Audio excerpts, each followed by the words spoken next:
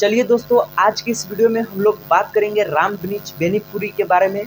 इनका जीवन परिचय के बारे में देखेंगे, उसके बाद इनकी प्रमुख रचनाएं के बारे में पढ़ेंगे तथा इनके कुछ और साहित्यिक विशेषताएं के बारे में पढ़ेंगे। ठीक है दोस्तों, चलिए स्टार्ट करते हैं। राम वृक्ष बेनीपुरी हिंदी के सुप्रसिद्ध निबंधकार हैं। इनका जन्म 1899 ईस्वी को बिहार प्रदेश के मुजफ्फरपुर जिले के छोटे से गांव बेनीपुरी में हुआ था। बोला जाता है दोस्तों कि इनका जन्म 1899 ईस्वी में हुआ था। बिहार प्रदेश के मुजफ्फरपुर जिले के एक छोटा सा गांव है बेनीपुरी, उसी में इनका जन्म हुआ था। बचपन में ही इनके माता पिता का देहांत हो गया था।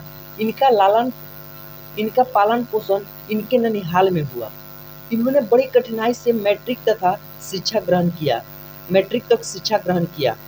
राम वृक्ष बेनीपुरी जी सन 1920 में महात्मा गांधी के नेतृत्व में चलाए गए असहयोग आंदोलन में कूद पड़े। बोला जाता है दोस्तों, जब इन्होंने 1920 ईस्वी में महात्मा गांधी जी द्वारा चलाए गए असहयोग आंदोलन हो रहा था, उस समय उन्होंने 1920 में उसी आंदोलन में अपना सहयोग देने के लिए कूद पड़े। फिर दोस्तों बोला जाता है कि स्वतंत्रता आंदोलन के समय बेनीपुरी जी 10 बार जेल भी गए थे। स्वतंत्रता प्राप्ति के पश्चात सन 1957 में अपने बिहार विधानसभा के सदस्य निर्वाचित हुए। बेनीपुरी जी लगभग 15 वर्ष की आयु में पत्र पत्रिकाएं के लिए लिखना शुरू कर दिया। बोला जाता है दोस्तों कि जब ये 15 साल की आयु में थे तभी से इन्होंने पत्र पत्रिकाओं के लिए आर्टिकल लिखना शुरू कर दिया था तथा पत्रकारिता को जीवन यापन के साधन के रूप में अपना लिया। ठीक है दोस्तों, इन्होंने समय समय पर किसान मित्र, तरुण भारत, बालक, युवक, जनता, नई धारा, कर्मवीर आदि अनेक पत्र पत्रिकाओं का कुशल पूर्वक संपादन किया। राम वृक्ष बेनीपुरी का निधन सन 1968 ईस्वी में हुआ था। इस प्रकार इनका जीवन परिचय संपन्न होता है। अब हम लोग बात करेंगे इनके द्वारा रचित रचनाएं के बारे में। इन्होंने क्या क्या अपने जीवन काल में प्रमुख रचनाएं रची।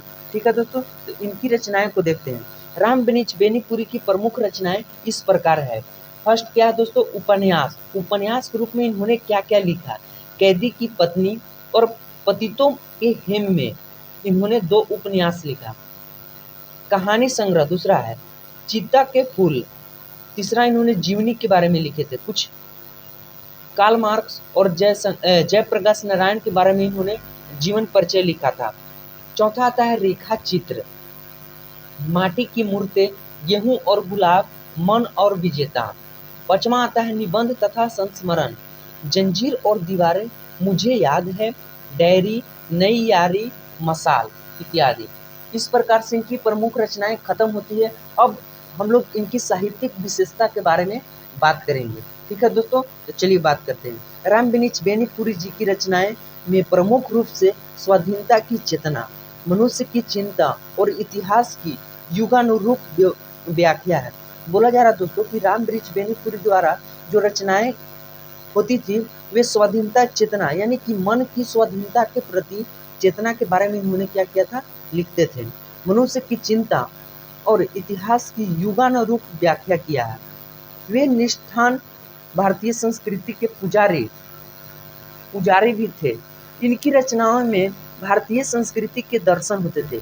इनके द्वारा जो रचनाएं की जाती थी वे भारतीय संस्कृति के रूप में दर्शन दिखाई पड़ता था।